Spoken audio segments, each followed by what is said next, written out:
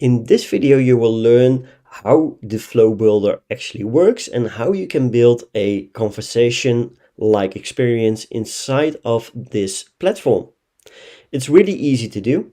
Every new flow starts with a starting block that you can connect towards the first block of your own preferences. If you hover over the circle next to the continue to the next step, you'll be able to click and hold the left mouse button and drag it out to any part of the empty canvas. If you release the left mouse button, you'll be able to select a new step.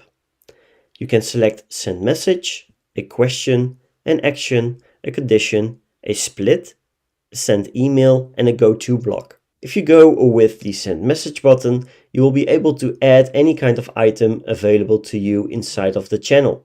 Do note that certain channels will have more or less features than the one that you are seeing here. If you want to include some personalization, you are also able to do so by going towards the variable list and choose any kind of system field or custom user field or bot field to your own liking.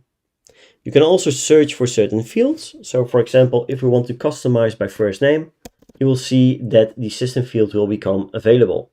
If you want to add emojis, you're going towards that same variable list. You'll be able to go to the emoji tab and search for any emoji that you like to, or just scroll through any of the available emojis. All the emojis that you currently used, you will be able to quickly access those by the clock icon to the left of it. If you want to insert variables and not go to the variables list first, you also have a shortcut. Just by typing 2 curly brackets, you'll be able to fastly search for any kind of custom field, system field, or bot field that you currently have. If you want to connect a new element towards the conversation, you will go to the continue to the next step and then connect your next block. This way you will be able to start a conversation, create a conversation-like experience inside of your chatbot platform. In the next videos, we will go a little bit deeper inside of each and every element inside this flow builder.